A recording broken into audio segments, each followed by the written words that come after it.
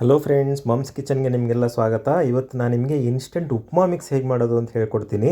ತುಂಬ ಬೇಗ ಉಪ್ಮಾನ ಮಾಡಿಟ್ಕೋಬೋದು. ಇದಕ್ಕೆ ಏನೇನು ಬೇಕು ಅಂತಂದರೆ ಕರ್ಬೇವಿನ ಸೊಪ್ಪು ಹೆಚ್ಚಿಟ್ಕೊಂಡಿದ್ದೀನಿ, ಹಸಿಮೆಣಸಿನ್ಕಾಯಿ, ಒಂದು ಸ್ವಲ್ಪ ಹಸಿ ಶುಂಠಿ, ಒಗ್ಗರಣೆಗೆ ಉದ್ದಿನಬೇಳೆ, ಸಾಸಿವೆ, ಕಡಲೆಬೇಳೆ, ಮತ್ತು ನಾನು 1 kg ಬನ್ಸಿ ರವೆ ತೊಗೊಂಡಿದ್ದೀನಿ. ಮೊದಲಿಗೆ ಸ್ಟವ್ ಹಚ್ಕೊಳ್ಳೋಣಂತೆ. ನೋಡಿ, ಎಣ್ಣೆ ಕಾದಿದೆ.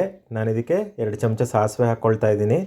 ಸಾಸಿವೆ ಸಿಡಿದ್ಮೇಲೆ 2 ಚಮಚ ಕಡಲೆಬೇಳೆ, 2 ಚಮಚ ಉದ್ದಿನಬೇಳೆ ಹಾಕ್ಕೊಂಡಿದ್ದೀನಿ.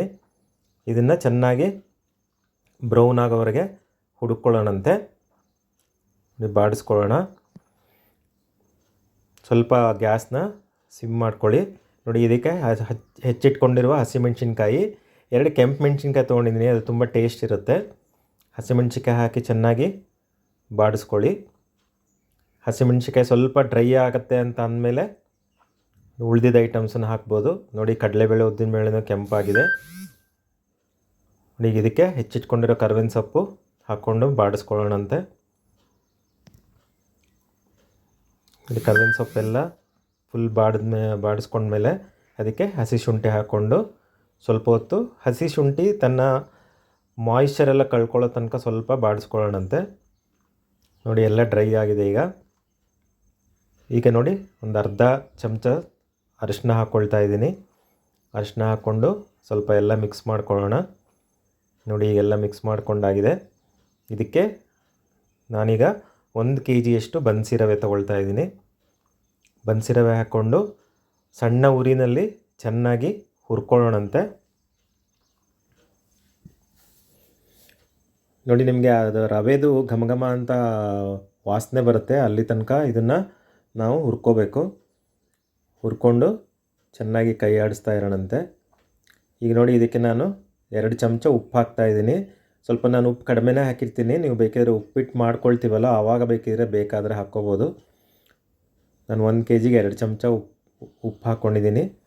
ಇದನ್ನು ಚೆನ್ನಾಗಿ ಮಿಕ್ಸ್ ಮಾಡಿಕೊಂಡು ಈಗ ಗ್ಯಾಸ್ ಆಫ್ ಮಾಡಿ ಇದನ್ನು ಆರೋದಕ್ಕೆ ಬಿಡೋಣಂತೆ. ನೋಡಿ, ಇದು ಆರಿದೆ ಚೆನ್ನಾಗೀಗ. ಆರಿದ್ಮೇಲೆ ಇದನ್ನು ಒಂದು ಚೆನ್ನಾಗಿ ಡ್ರೈ ಇರೋವಂಥ ಒಂದು ಕಂಟೈನರಲ್ಲಿ ಹಾಕಿ ಇಟ್ಕೊಳ್ಳೋಣಂತೆ. ನೋಡಿ, ಇದು ಮಾಡಿಟ್ಕೊಂಬಿಟ್ರೆ ನೀವು ಒಂದು 10 ನಿಮಿಷದಲ್ಲಿ ಉಪ್ಪಿಟ್ಟು ಮಾಡ್ಕೋಬೋದು. ನೋಡಿ, ಈಗ ರೆಡಿ ಇದೆ ಉಪ್ಮಾ ಮಿಕ್ಸ್. ನೀವು ಯಾವಾಗ ಬೇಕಾವಾಗ ಉಪ್ಪಿಟ್ಟು ಮಾಡಿಕೊಂಡು ತಿನ್ಬೋದು. ನೋಡಿ, ಇಲ್ಲಿ ಉಪ್ಮಾ ಮಾಡ್ತಾಯಿದ್ದೀನಿ ನಾನು. ನೋಡಿ, ಇದಕ್ಕೆ ನಾನು ಹಸಿಮೆಣ್ಸಿನ್ಕಾಯಿ ಏನು ಬೇಡ, ಈರುಳ್ಳಿ, ಟೊಮೆಟೊ ಹಣ್ಣು. ನೋಡಿ, ಇಲ್ಲಿ ನಾನು 1 ಕಪ್ಪು ನೀವು ರವೆ ತೊಗೊಂಡ್ರೆ ಇನ್ಸ್ಟೆಂಟ್ ಮಿಕ್ಸು, ಅದಕ್ಕೆ 2.5 ಕಪ್ ನೀರು ತೊಗೋಬೇಕು. ನಾನಿಲ್ಲಿ 4.25 ಕಪ್ ಇಟ್ಟಿದ್ದೀನಿ. ನೀರು ಕುದ್ಮೇಲೆ ಅದಕ್ಕೆ ಹೆಚ್ಚಿಟ್ಕೊಂಡಿರುವಂಥ ಟೊಮೆಟೊ ಹಣ್ಣು, ಈರುಳ್ಳಿ ಹಾಕಿದ್ದೀನಿ.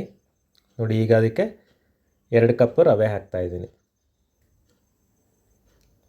ಹಾಕಿ ಚೆನ್ನಾಗಿ ಕೈ ಆಡಿಸಿ ಒಂದು 3 ನಿಮಿಷದಲ್ಲಿ, ಅದು ನೀವು ಇಂಡಕ್ಷನ್ ಸ್ಟವ್ ಮೇಲೆ ಇಟ್ಟರೆ ಬೇಗ ಆಗಿಬಿಡುತ್ತೆ. ಸ್ವಲ್ಪ ಕೈ ಆಡಿಸ್ತೀರಿ, ಇಲ್ಲ ತಳ ಹಿಡಿದ್ಬಿಡುತ್ತೆ ಇಂಡಕ್ಷನ್ ಸ್ಟವಲ್ಲಿ ಇಟ್ಟಾಗ. ಆಮೇಲೆ ಇದಕ್ಕೆ ನಿಂಬೆಹಣ್ಣು ಹಿಂಡ್ಕೊಂಡು ನೋಡಿ, ಉಪ್ಮಾ ರೆಡಿ ಇದೆ. ನೋಡಿ, ಬಿಸಿ ಬಿಸಿಯಾದ ಉಪ್ಮಾ ರೆಡಿ ಆಯಿತು. ತಿನ್ನೋಣ ಬನ್ನಿ.